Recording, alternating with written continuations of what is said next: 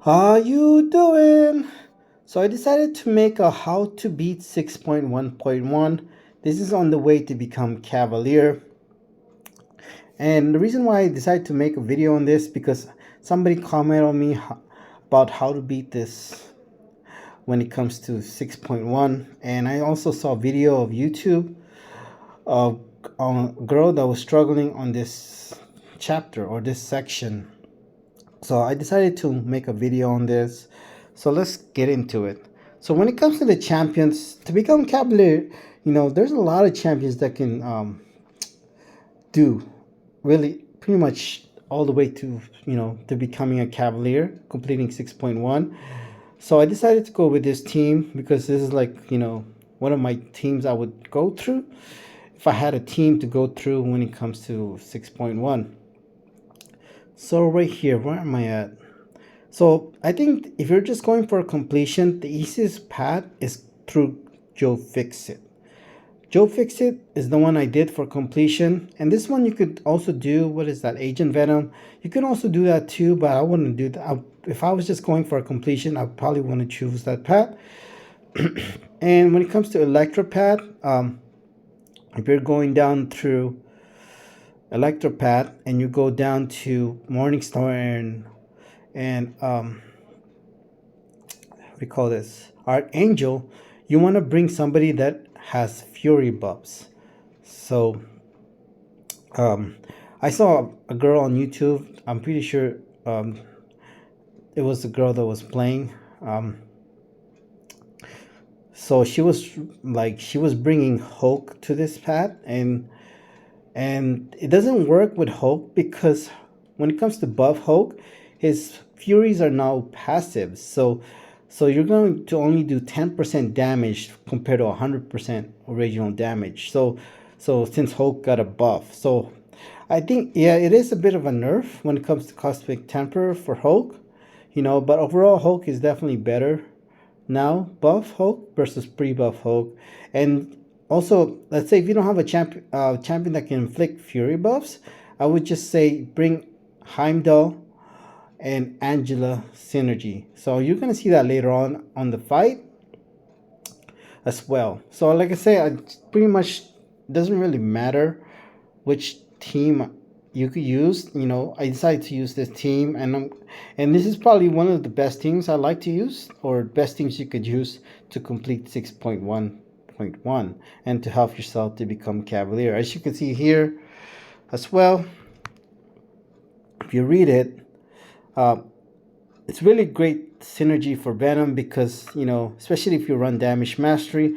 I understand not many people will be running Damage Mastery if you're just trying to complete 6.1, but even if you don't, this is really powerful for Venom because instead of getting knocked out, you pretty much become indestructible for 10 seconds and you gain 50% attack rating. So if you have Damage Mastery, you're pretty much going to still be alive. But if you're not running Damage Mastery, then you're likely going to be KO after 10 seconds. But you do gain, become indestructible and for 10 seconds, and as well as gain 50% attack. And you'll see it on this fight where I was able to, beat the opponent before the opponent gets knocked out.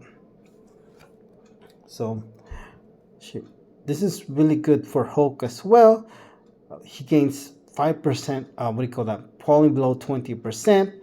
He becomes passively indestructible for 5 seconds. So I'm going down Joe Fixit. Also, before I continue, when I was watching this girl on YouTube, she was really just telling herself, oh, she sucks at the game. And, I think a lot of reasons why people think they suck at the game, they watch YouTube and they see the best players in the world making fights look easy, and they think they suck at the game. When it comes to MCOC, or really in general, comparison is a thief of joy. You know, so when you compare yourself, people that are better than you often get disappointed at it. I still watch the best players in the world. When it comes to YouTube, play MCOC, but I don't get discouraged from it. Because I know I know as a I'm an average player, and even though people think I suck at the game, I believe I'm an average player, and I don't care what other people say. I don't compare myself to the best players in the world. That's why I don't consider myself a terrible player. So when I see especially beginners comparing themselves to the best players in the world, of course, you're gonna think you're bad at the game. So there's a saying, comparison is a thief of joy. Just keep that in mind. So just do your own thing. Don't worry what other people do in the game. Okay. So I do think this is the easiest path when it comes to Joe Fixit. Who am I gonna use here? Yeah, I'm using Venom. So, as you can see, I'm using a 5-star. He's not even ascended. Okay, so if if I can do it with a 5-star, not not necessarily mean you can do it or cannot do it, but maybe if a high ascended 5-star Venom, or you have a 6-star rank 4 Venom, it's gonna be much easier time for you to fight this fight. So fairly straightforward. Nothing really, like, I would say, challenging about this. I think after this fight, I don't think it's gonna be this fight, but the next fight, I'm gonna show you his synergy, why it's so important. I think I'm gonna get hit on purpose, maybe or not, maybe or maybe not. I'm not even sure. I don't remember. I made this video a while back. I just had really put the time, or I guess much time, to be able to make this video. So let's get into it. So what is this? Yeah, that's really it. So boom, boom, boom. Going to the next fight now.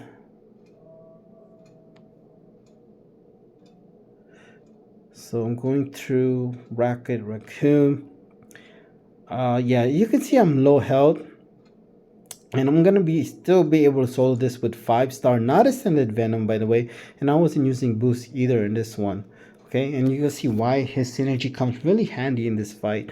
And I think I'm gonna use it in here when Rocket Raccoon hits his special 3. And I'm really pretty much don't care or pushing him to SP3, because I know I can tank it with Heimdall synergy. And he also has synergy with No, and you're gonna see it's gonna be pretty effective later on. So as you can see, with Heimdall synergy, I was able to tank SP3. This fight was pretty easy. Oh, here I think is where I'm gonna make Venom's synergy with No pretty useful. So I'm gonna use Venom. Check it out. So it's really important to have the right synergy if you don't have, especially if you don't have a high rank Venom. Here I don't even have ascended 5-star Venom, as well as I'm not using boost. I am running damage mastery, so that is increasing my attack. You'll see here I fall below. Let me see, am I? There you go. Now I triggered the Heimdall synergy. We'll probably trigger. Let me see, am I? I think I will. So now I'm at 1%, but see, now he triggers the special 3. And now Heimdall synergy already kicked in, but thanks to No synergy, I was able to tank an SP3 and be able to beat this fight. So, and don't get discouraged if you have to use revives. Often people I see get discouraged if they have to use revives. Don't get discouraged. If you need to use revives, that's fine too. I think that's pretty much it. Who I used, I'm gonna go back, and this time I'm gonna exit out.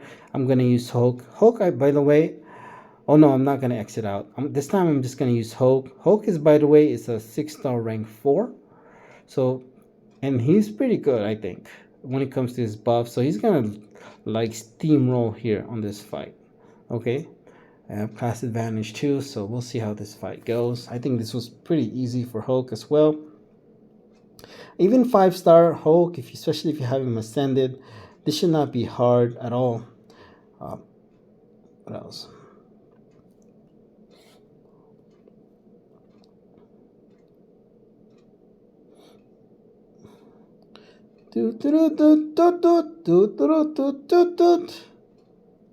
As you can see, barely took any health from it. It's just for Hulk. I mean, especially with a high rank Hulk, this fights here are pretty much like so easy, man. Especially if you have the right synergy. I don't know here. I think here I'm just gonna get hit on purpose. Is it? Let me see. I think I will. Let's see. The reason why I'm trying to get hit on purpose, I wanted to show you his synergy with uh, Thor Ragnarok and Heimdall. I don't know if we'll see Heimdall synergy here, but I do think Thor Ragnarok synergy will kick in. So let's see how that works. As you can see, I'm just getting hit on purpose. There you go. Now it kicks in. Now throw my special 3. Boom, boom, boom, boom. So there you go. There you go. Boom, boom, boom. Also keep in mind, I still have the Heimdall synergy as well, just in case I get knocked out. So as you can see there, still able to solo it, even though I was getting hit on purpose. So I think, you know, those are good team use, you know. And I believe here I'm going to use Hercules. If you've seen my series when it comes to Hercules, completing Act 6, he can do so much by himself. And I've proven that in my channel.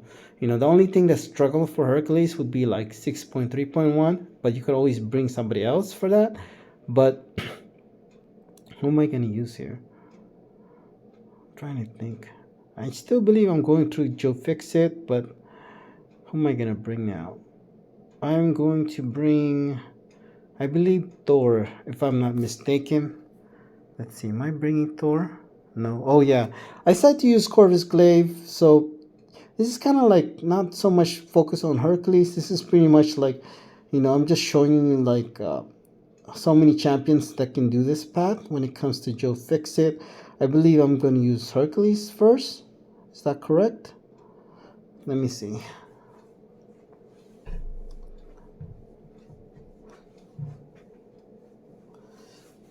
Yeah, so I'm using Hercules first.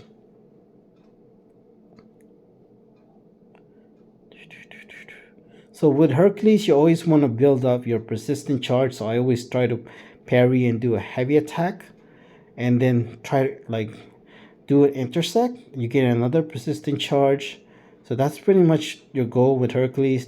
Build as many persistent charge until you get to 12, and then you could pretty much do your basic 5-hit combo and try, if you can, try to intersect him when you could. So you also gain persistent charge if you get knocked down. So if you play pretty bad, so you do get somewhat rewarded for playing bad because you gain a persistent charge. So there you go. He played pretty bad there, but still able to solo that Joe Fixit. You know, Demon trigger my immortality. I think right here, will I trigger my immortality? Or am I going to use Corvus? I think I'm gonna use Corvus here. So Corvus works well too, I believe. I think not just Corvus, really a lot of champions, if you want to become Cavalier, especially 6.1.1, could do a lot, do this path pretty easily, I think, if you have the right path. Of course, you want to have like the higher rank, the better you have. This is just a 5-star Corvus, not ascended. So, you know, if you have a 6-star rank 4 or ascended 5-star ascended Corvus, you're gonna have an easier time. But I am running damage mastery. I understand most people are not, so your damage might not be as high if you're using the same rank as I do. But you know, with Corvus Glaive, you know, especially now after this fight, he gains a what do you call that? Persistent charge, so he's gonna hit much harder in the next fight. So I believe I will be using Corvus Glaive in the next fight. Let's see. So this is more like there's not really many synergies in this one, you know, but all of them does benefit from Heimdall synergy, so that's good. So this is a really good team because it isn't too much independent for synergy. It's each one is more individual, which they can pretty much do a lot of fights, you know, by themselves. So, you know, so it's really good here. As I throw my special 2, it's pretty much over. Not quite, so I'm going to try to hit him in the block. So when you only have one charge, you really want to hit him in the block. And that's pretty much it, really. I don't think I'm going to solo this fight. It's unfortunate, but because I do run out of charges when I hit him. There you go. So once you hit him and then that you run out of charges, you got that degen on you, it's pretty much over. So, but it's like I mentioned earlier, if you need to use revives, it's fine too. You're gonna get through it. But you just I think biggest thing is if you have the right team, as well as having higher ranked champions, you have the revives. You want to be prepared. You want to have the revives. Let's say 10 at least, maybe 20 revives. You're trying to do like a section just in case you get stuck. You're able to use those revives and you not have to worry about finishing it.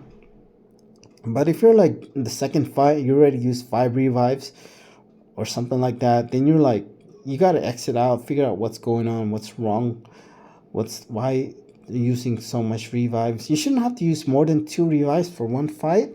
If you're using more than 2 revives for one fight, you brought the wrong champion in, or you're just not like the node is not, yeah, especially if the node doesn't work for you, which you'll see later. So here I decided to use Hercules, because Hercules is one of the best, not only one of the best cosmic champions in the game, I think Hercules is one of the best champion in the game. So used not really that tough, even though I got hit, still managed to do pretty well. As you can see, I'm not even using boost. You could use boost as well. So I'm gonna go through Morningstar and what do you call that? And Archangel. So Angela works really well for Morningstar because she's when you have enough buffs, she's nullify immune. So you want her awaken, preferably at max sig. I don't have Odin free fight, so I do kind of like take some bleed damage in the beginning. Once I get enough buffs, it's pretty chill this fight, even though I have less disadvantage. He's pretty much going to be immune to bleed after that, and he's also immune to nullify. So even with class disadvantage, um, Angela can take on Morningstar fairly easily. It shouldn't be that hard, especially if you're an incursion, of course. With Odin free fights, it's just easy fight. As you can see here, most champions would have been KO right there, but since she's somewhat immune to nullify, because of her signature ability, she was able to, negate that special 2 somewhat. And usually, even Morningstar would be able to nullify Heimdall's synergy, but not in this case because of uh, Angela's immune to nullify with. So if you have her awaken and probably at max sig. So Angela can do this fight without having Heimdall in your team, but it's helpful. But in here, I'm gonna show you Hulk. So keep in mind, Hulk's furies are passive. So, but this is why you want to use Angela. So you gotta dash back, hold for pretty much 2 seconds to gain that fury buff, and you're gonna be able to do this fight. And since Hulk is poison immune, this is really an easy fight for him. I also think, yeah, so it is when it comes to Cosmic Temper, so he does inflict poison on you. I think 50% chance, is that correct? So it's really nice to have a champion that's poison immune. Angela is technically not poison immune, but with her enough buffs on her, if you have her awaken, preferably max sig, she pretty much negates all the poison as well. So Angela could do this fairly easy, even without the Heimdall synergy for that fury buff, because she has her own fury buff. What else? So where am I gonna go through now? I believe I'm going through. Let's see my team first. Yeah, so I'm gonna go through Moon Knight. Moon Knight can be a really tricky fight. So, but if I was gonna go through Moon Knight, this is the team I would use. And we don't really need, this 3 team right here. It's gonna be good enough, let's see, so I'm running damage mastery, so it's better to bring, what do you call that, Nick Fury, and Nick Fury and Deadpool synergy, so you can negate the bleed and heal a little bit in the fight. So if you're not running damage mastery, it's not gonna help you because you have to have some bleed on you. So you'll see, really the most 3 teams here is Domino, Red Hulk, and Massacre. And you'll see here, and you'll see why I brought this team. When you domino, you just pretty much do a medium and do a heavy attack. And you're gonna see me do that in this fight. And you can see here he does evade. There's a chance he evades. So, but with the synergy with Massacre and what do you call this, Red Hulk, he's able to you can just parry heavy if you want, or you can just do heavy attack as well. But for me, since I do have, like, what is that called, Stupefy or something, to increase my stun duration, I could do a medium and then a heavy attack.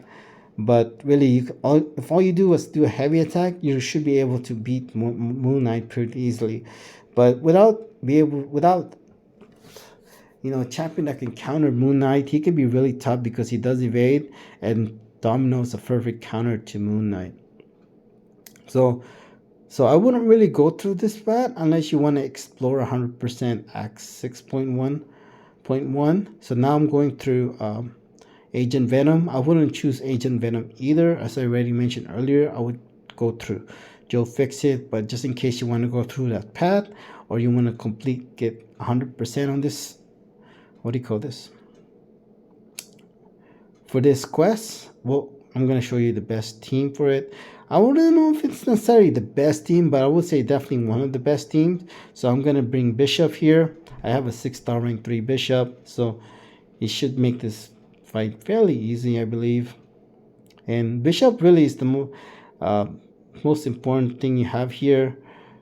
And really, he doesn't really have much synergy involved here besides Nick Fury. I don't think he has synergy with Domino or Red Hulk. It's really just, I think, without synergy, Bishop can do this fight.